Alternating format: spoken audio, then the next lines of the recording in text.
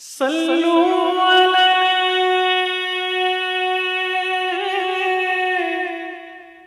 وآلہ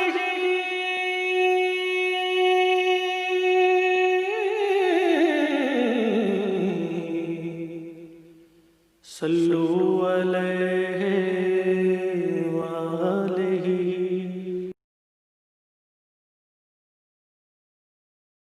فرمایا اے ابو المنذر میری دعا ہے اللہ تیرے علم میں اور اضافہ کرے۔ اور یہ ابی بن کعب ہیں کہ ایک مرتبہ خدا حضور نے ان کو بلا بھیجا اور کہا ابی مجھے سورۃ البینہ پڑھ کر سناؤ۔ فرض کیا یا رسول اللہ ہم تو آپ سے سنتے ہیں، آپ کی تلاوت سنتے ہیں، میں آپ کو کیسے سناؤں؟ فرمایا اللہ نے مجھے حکم دیا ہے کہ میں تجھ سے سنوں۔ کہا کیا میرا نام لے کر کہا ہے یا اشارتاً کہا ہے؟ کہا اللہ نے تیرا نام لیا ہے قرآن کے ساتھ محبت کی وجہ سے۔ ہماری قرآن کے ساتھ اگر محبت ہوگی کیا مقام ہوگا ابی بن کعب رضی اللہ تعالیٰ عنہ کو قرآن کے ساتھ محبت کی وجہ سے آنکھوں میں آنسو آ گئے اور یہ کیفیت عطاری ہو گئی کہ قرآن کے ساتھ محبت کو اللہ تعالیٰ نے سرٹیفکیٹ دے دیا ہے، اللہ نے اس کی قدر افزائی کی ہے۔ تو فرمایا کہ ہاں تم نے ٹھیک کہا، آیت الکرسی قرآن مجید کی تمام آیات میں سے سب سے افضل آیت ہے، یہ مسند احمد میں روایت نقل کی گئی ہے۔ ایک جگہ آپ نے ارشاد فرمایا، حضرت ابو ہریرہ رضی اللہ تعالیٰ عنہ عرض کر رہے تھے کہ یا رسول اللہ شیطان انسان کو تنگ کرتا ہے، تو آپ نے فرمایا اے ابو ہریرہ جس گھر میں آیت الکرسی پڑھی جائے شیطان بھاگ جاتا ہے، آیت الکرسی پڑھی جائے شیطان بھاگ جاتا ہے۔ ایک اور حدیث میں آپ نے فرمایا کہ آیت الکرسی رات کو ایک شخص نے پڑھ لی اس یقین کے ساتھ اور ان معنی کے اوپر غور کرتے اللہ کو خطاب کر رہا ہے، اللہ سے مانگ رہا ہے، اللہ کی تعریف کر رہا ہے، فرمایا کہ وہ رات بھر اللہ کی حفاظت میں آ گیا، کسی جنگل میں ہے پہاڑ میں ہے اللہ کی حفاظت میں آ گیا۔ آیت الکرسی کی یہ برکت ہے۔ اور فرمایا ہر فرض نماز کے بعد آیت الکرسی کی تلاوت جو مومن بھی کرتا ہے تو جنت میں داخلہ یقینی ہے، صرف اس کی موت جنت میں کے اور اس کے درمیان حائل ہے اور کوئی چیز حائل نہیں ہے۔ یہ آیت الکرسی کی فضیلت ہے۔ بہت سی اور فضیلتیں ہیں، وقت کے ساتھ ہمیں چلنا ہے تو آگے بڑھتے ہیں۔ لا اکراہ فی الدین، دین میں جبر و اکراہ نہیں ہے۔ کیا مطلب ہے اس کا غلط مطلب بھی لوگ لیتے ہیں۔ قرآن کو اپنی مرضی کے معنی پہنانے والے بہت ہیں، لیکن قرآن کا معنی وہی ہے جو قرآن بیان کرے یا جو محمد الرسول اللہ صلی اللہ علیہ وسلم کی حدیث بیان فرمائے یا صحابہ کرام کا عمل اور اقوال بتائیں، وہ معنی ہے۔ اپنی مرضی سے معنی متعین کرنا کسی کا اختیار نہیں ہے۔ لا اکراہ فی الدین، دین میں زور زبردستی نہیں ہے۔ بعض لوگ کہتے ہیں جی لوگ کہتے ہیں نماز پڑھو روزے رکھو، تو دین میں تو زبردستی نہیں ہے۔ بھائیوں اور بہنوں دین میں زبردستی نہیں ہے کا مطلب یہ ہے کسی غیر مسلم کو زبردستی تلوار کے زور سے دین میں داخل کرنا منع ہے۔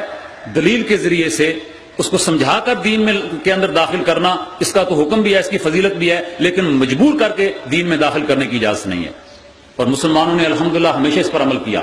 دشمن نے بڑا پروپیگنڈا کیا، اسلام تلوار کے زور سے پھیلا، لیکن یہ جھوٹا پروپیگنڈا ہے۔ تلوار کے زور سے پھیلنا ہوتا، انڈیا پہ ہم نے 1000 سال حکومت کی مسلمانوں نے، تلوار کے زور سے پھیلنا ہوتا تو انڈیا میں ہندوازم ختم ہو چکا ہوتا، لیکن ہماری 1000 سالہ حکومت کے دوران بھی ہمیشہ ہندوؤں کی تعداد زیادہ رہی۔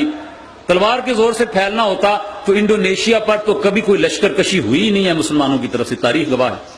آج تک کوئی لشکر کشی انڈونیشیا پر نہیں ہوئی، اور مسلمانوں کا سب سے بڑا ملک جس کی آبادی آج 26 کروڑ ہے یا اس سے بھی زائد ہے، انڈونیشیا، وہ مسلمانوں کی اکثریت کا ملک ہے، کبھی فوج کشی نہیں ہوئی، کبھی تلوار وہاں پر استعمال نہیں ہوئی۔ تو اسلام تلوار کے زور سے نہیں پھیلا اور نہیں پھیلایا جا سکتا، اور یہ پروپیگنڈا جھوٹا پروپیگنڈا ہے۔ اور منحرفین کی یہ بات بھی غلط ہے کہ جی دین میں زور زبردستی نہیں ہے، نمازیں کیوں پڑھوانے کے لیے کہا جاتا ہے؟ یہ نظام صلاۃ قائم کرنا، نظام زکوٰۃ قائم کرنا، یہ کیوں کیا جاتا ہے؟ دیکھیے جو دین کے اندر ہے اس پر پابندیاں ہیں، اسے مادر پدر آزادی نہیں ہے۔ دین کے اندر جو ہے اسے دین پر چلنا ہوگا۔ خود قرآن کہتا ہے یا ایھا الذین آمنوا ادخلوا فی السلم کافہ، اے لوگوں جو ایمان کا دعویٰ کرتے ہو پورے کے پورے دین کے اندر داخل ہو جاؤ۔ پورے کا پورا دین، فرائض کی ادائیگی، کبیرہ گناہوں سے بچنا، یہ دین ہے۔ بھئی ہم بڑے گناہگار ہیں، ہم سے غلطیاں ہوتی ہیں، فرائض میں کوتاہی ہوتی ہے، گناہ بھی ہوتے رہتے ہیں، لیکن آئیے آج نیت کر لیں۔ کیسے نیت کریں؟ ایسے حال میں، ایسے عالم میں، حدیث میں نبی اکرم صلی اللہ علیہ وسلم نے ارشاد فرمایا کہ جب کچھ لوگ اللہ کی زمین پر اللہ کے ذکر کے لیے، قرآن کی تعلیم کے لیے بیٹھ جاتے ہیں، کسی حلقے میں، کسی محفل کے اندر، اللہ رب العالمین اپنے فرشتوں کے درمیان ان کا ذکر کرتا ہے، ذکر کرتا ہے، فرشتے رپورٹ بھی جا کر دیتے ہیں۔ آپ کی رپورٹ آج وہاں پہنچ جانی ہے، میری اور آپ کی یہ رپورٹ۔ یہ تو فلم بنا رہے ہیں نا عزیز، یہ کیا فلم ہے؟ فرشتے ہماری فلمیں بنا رہے ہیں، اور اللہ رب العالمین کے سامنے وہ رپورٹ پیش ہوتی ہے، اور وہاں پر جا کر وہ فرشتے یہ کہتے ہیں کہ پروردگار، ہم نے فلاں جگہ دیکھا تیرے کچھ بندے ساری مصروفیات کو چھوڑ کر وہاں آئے بیٹھے تھے، تیرا ذکر کر رہے تھے۔ اللہ تعالیٰ فرماتا ہے کہ میرے فرشتوں، تمہیں معلوم ہے کہ وہ محفل کیسی محفل تھی؟ وہ محفل ایسی تھی جس پر میری رحمت کا سایہ تھا۔ ذکرکم اللہ فی من عنده، اپنے فرشتوں کی محفل میں اس مجلس کا ذکر کرتا ہے، وہ وہاں ذکر ہوتا ہے وہاں۔ اور پھر وہ فرشتے کہتے ہیں کہ پروردگار، لیکن ایک بات ہے، فلاں فلاں فلاں بندے اور بندیاں تو گھر سے ارادہ اور نیت کر کے آئے تھے، لیکن فلاں فلاں ویسے گزر رہے تھے اور وہاں پر رک گئے، کچھ دیر کے لیے دیکھا کہ لوگ جمع ہیں تو وہ بھی رک گئے۔ اللہ تعالیٰ کیا فرماتا ہے؟ مقام اللہ تبارک و تعالیٰ متعین کر رہا ہے۔ بتا کون رہا ہے؟ محمد الرسول اللہ صلی اللہ علیہ وسلم بتا رہے ہیں۔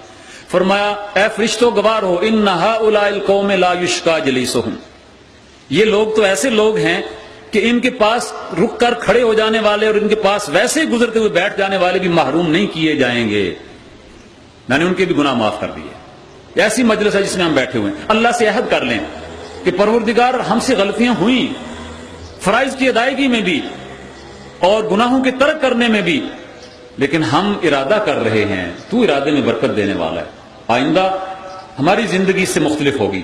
اپنے دل میں جھانک کر، میں ہاتھ نہیں کھڑے کروایا کرتا، لوگوں کی عادت ہوتی ہے واعظین کی اور مقررین کی، وہ ہاتھ کھڑے کرواتے ہیں، نہیں، ہاتھ کھڑے کروانے سے کیا ہوتا ہے؟ بات تو دل سے ہوتی ہے، دل سے ہوتی ہے بات۔ خرد نے کہہ بھی دیا لا الہ تو کیا حاصل، جو دل و نگاہ مسلمان نہیں تو کچھ بھی نہیں، دل و نگاہ کا مسلمان ہو جانا اصل چیز ہے۔ میرے دوستوں، بھائیوں اور بہنوں، دل میں نیت کر لیں، ہمارا کل ہمارے آج سے بہتر ہوگا۔ کیسے بہتر ہوگا؟ اللہ کی توفیق سے ہوگا۔ ہو سکتا ہے، ناممکن نہیں ہے، لوگوں کی زندگیاں بدلی ہیں اور مثالیں ہمارے سامنے آتی ہیں۔ تو اللہ رب العالمین نے فرمایا کہ دین کے اندر زور زبردستی نہیں ہے۔ قد تبین الرشد من الغی، ہدایت اور گمراہی واضح طور پر بیان کر دیے گئے۔ اللہ کے نبی نے کوئی چیز ابہام میں نہیں چھوڑی، اندھیرے میں نہیں چھوڑی۔ انہوں نے فرمایا میں تمہیں روشنی میں چھوڑ کے جا رہا ہوں، لیلھا کنہارھا، کہ اس کے راتیں بھی اتنی چمکدار اور روشن ہیں جتنے اس کے دن روشن ہیں، تمہیں اندھیرے میں چھوڑ کر نہیں جا رہا۔ تو میرے بھائیوں، جو ہدایت ہے وہ بھی واضح ہے کہ کیا ہدایت ہے، اور جو گمراہی ہے وہ بھی واضح ہے کیا گمراہی ہے۔ اب جس کو اپنے ایمان کے ساتھ محبت ہے تو اس کو اللہ تعالیٰ بیان فرما رہے ہیں فَمَن يَكْفُرْ بِالطَّاغُوتِ، اور جو کوئی طاغوت کا انکار کر دے۔ طاغوت کیا ہے؟